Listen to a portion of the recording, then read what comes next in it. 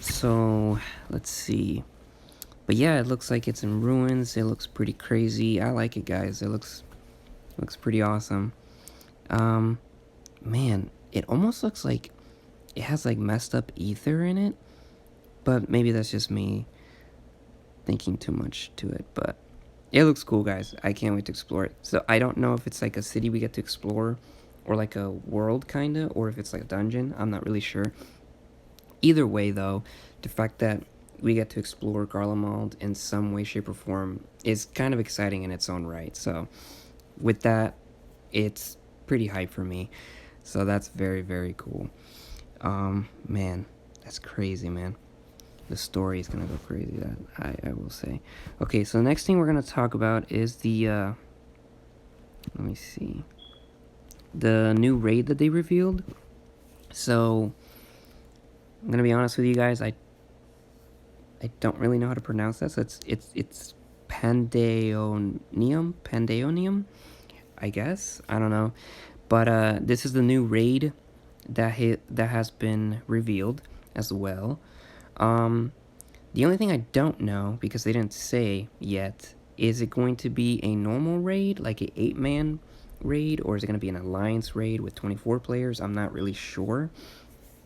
Part of me leans on the 8-player man that it might be a normal raid, but it might as well could be a alliance raid. I don't know, but for some reason, for me, I can't really explain why, but like the aesthetic of it, like of this thumbnail here, this art, this concept here, it kind of just it feels like it's going to be a normal raid. Not that that's a bad thing by any means. I'm just saying what I think it could be. But I'm not really, I don't know, I'm not really sure, to be honest. It could be anything. It could be either of those two. But either way, it's pretty exciting. So it looks like we're finally dealing with the Asians. Um, excuse me. Like with all of them, I guess. But what's weird about this Asian picture here is that this looks like La Brea. But if you guys haven't played the game yet, didn't we already do something with La Brea? If you know what I'm saying? Like, I don't know. It's just it's weird. Why is his? Because that's his mask design here with the flames. That looks like La Habrea's mask. Because every Ascian has different mask designs when they turn on their power with the flames like that. And that design there looks like La Habrea. So I don't know. It's very, very weird. But yeah, that looks pretty exciting. So that's pretty much it for expansion stuff for Endwalker. Gotta say though, I'm very hyped. Oh wait, that's not the last thing. So the last thing I want to talk about for Endwalker, I almost forgot, is the melee DPS job. So with the melee DPS job, there are theories going around of what it could be, and I'm just gonna go out of the way and reveal it to you guys of what it could be. And it might as well be something like this, like a scythe wielding class. Not exactly a Grim Reaper per se, but maybe the aesthetic will be like a Grim Reaper, but I think it's just gonna be a scythe wielder, to say the least. So the theory going around is that something I didn't know before, is that the main producer of this game, Nokai Yoshida, he likes to wear shirts that he would like to tease of what is coming up next. And for the jobs, he had a t-shirt where it had like a Grim Reaper shirt like design, kind of, both in the live stream showcasing the event and the newsletter of the producer. So most people are thinking that if that's the case, and if that's the pattern he's going by and he hasn't changed it, then most likely we're getting some kind of scythe wielding class, which is pretty awesome. I don't know how their animations are gonna look. I don't know how what kind of spells and abilities they can have, but all I can say is that I hope that the armor is gonna look fire. Okay, I'm really hoping that their armor and their weapons look so cool. Like, I'm hoping on it because like with other jobs later on down the road, they end up looking kind of lame-ish, kind of, or they just don't look as cool as they used to when they first came out. Um, so I hope they don't suffer that. I hope they're like Dark Knights, for example, where their aesthetic is basically consistent throughout the entire game so far, at least with artifact gear, because all of the Dark Knight artifact gears are just, they're just fire. I like the first one with the Chaos Bringer. I like the second one, which is from Stormblood, and the last one from Shadowbringers, which is my favorite one so far, artifact gear wise. So yeah, I'm very much looking forward to that. Here is another picture of what it could look like. I think this is an actual character from another Final Fantasy game. Maybe, I don't know. But yeah, dude, that would be so cool if they had a scythe wielding class. So far, though, especially at the recording of this video, it's just theories. There's nothing confirmed by the developers or the producer Yoshida. There's no official confirmation just yet, but there are theories by fans and players alike suggesting and sort of hoping at this point that it'll be a scythe wielding class. So it's kind of exciting, to say the least. I don't know. I'm looking forward to it. I want to see their animations. They're most likely going to showcase all the jobs, including the new ones like they did with Shadowbringers. Showcase their abilities, their attack animations, all that. So I can't wait to see that when it is officially revealed. I will definitely keep you guys updated as much as I can with if they, officially reveal it. I mean, they will eventually around May and the Fan Festival. So I will definitely look on that, and I'll, update you guys on that and let you guys know what I think. But so far, this is pretty much all I got in terms of Endwalker to talk about, which is quite a bit, quite a bit to talk about. But I hope you guys can digest this all right, and let me know what you guys think of Endwalker so far, like, just the aesthetic, because obviously the expansion hasn't come out yet, so we can't judge it. Rightfully so, we can't judge its content, not really. We can't even judge its story because there's not much going on, so there's really not much to judge on it, excuse me. But at least the aesthetic that they're going for, at least for me, is pretty cool so far. One last thing I want to talk about is how the main character is going to be wielding a paladin job, which, if you guys don't know, throughout like the story of the game, kind of, when they're promoting it, at least with trailers, the main character, which is technically your OC, like your created character in the game, likes to go at a specific job with different expansions. So in Heaven's Sword, it was a dragoon. In Stormblood, it was a samurai, and in Shadowbringers, it's a dark knight. So in Endwalker, it looks like it's going to be a paladin, which is funny considering I don't really love paladins in this game. They're not bad by any means. I don't think there's such a thing necessarily as a bad job, but I just don't like the aesthetic of a paladin in this game for me personally. And I don't really like how, I mean, maybe it'll change later because my paladin's very low level, but at least for me, I seem to have like trouble keeping aggros as a tank with the paladin when I'm doing dungeons versus when I use a gunbreaker or a dark knight. I don't really have that much of an issue, so it's kind of weird, to be honest. But who knows, maybe that'll change later.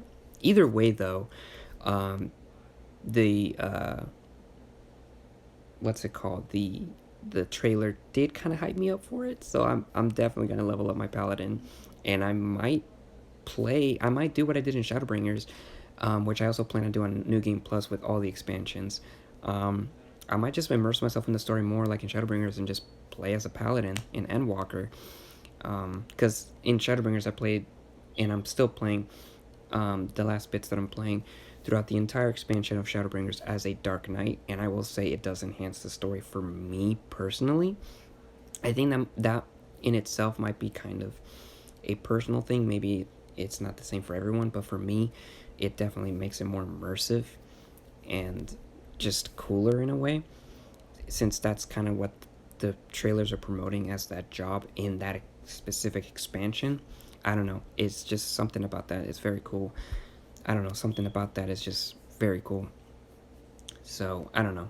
I'm very excited about that. So, and I will say that because every time they do show off that job in the trailers, the armor that they do wear, like the character, is going to be that Cap's artifact gear. So for Shadowbringers, he looked amazing in that trailer. So that's the artifact gear we got as a Dark Knight.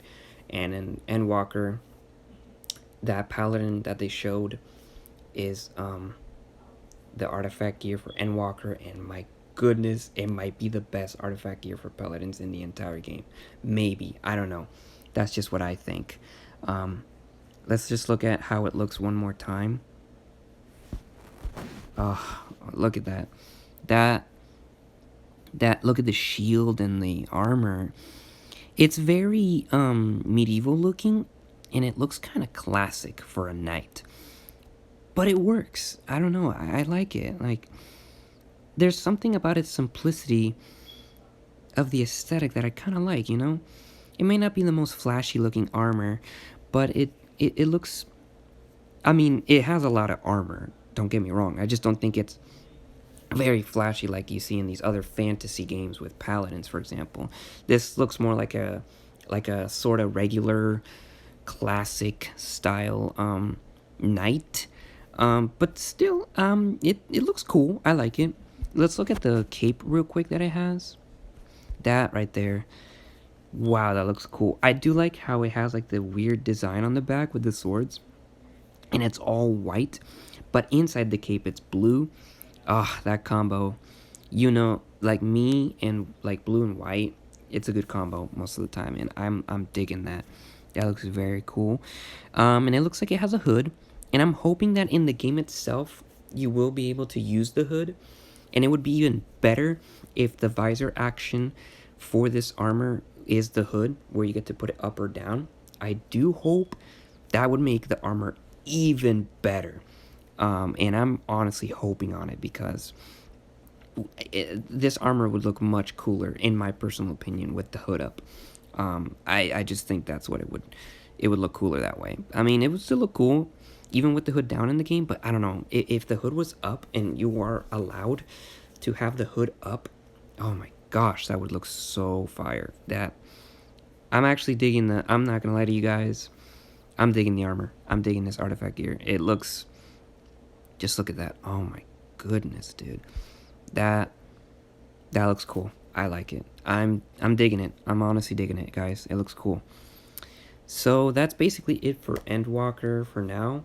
I'll keep you guys updated on the next thing. So the last thing I want to talk about, which is also pretty exciting, is how the game is getting ported for PS5. So we're finally getting an updated version of the game for PS5, and the trailer, they already released the trailer quite a while back already, you know, showcasing the usual, that the graphics are gonna get high resolution, updated, the frame rates are gonna be at its best, 4K support, loading times are gonna be just instant, stuff like that. Like, it's just gonna be a big port for Final Fantasy XIV. So that's cool. I'm currently playing this game on my PS5, and even though it does not have a PS5 like version of it yet, I will say that the loading times, the frame rate has already been improved by a pretty big magnitude, if I'm going to be honest. Especially the loading times. I would say the loading times is the biggest impact that it has so far, and it doesn't even have a PS5 version, so I can't wait to see what the PS5 version entails. Like, if playing the PS4 version on the PS5 already kind of upgrades it quite a bit, just imagine having an actual PS5 version of the game. That's going to be insane.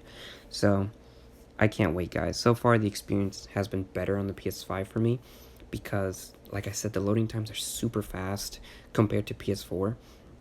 I'm not saying they're like instant or like a second, but they are much faster, trust me. And the frame, there's not as much latency, there's not as much lag in terms of frames. There's not like a lot of frame drops really compared to the PS4, which is pretty cool. And like I said, it doesn't even have a PS5 version yet. I'm just playing the PS4 version on the PS5, and it's already better. So it's pretty exciting. So yeah, that's pretty much it for Final Fantasy XIV news stuff. I hope you guys enjoyed this video. If you guys would like to comment, maybe we can discuss it in the comment section. I'll be happy to. Until next time, guys, this is what I got for you guys. I hope you enjoyed. Slightly different video, and I hope you guys don't mind the cheapness, like the basic style of this video. So yeah,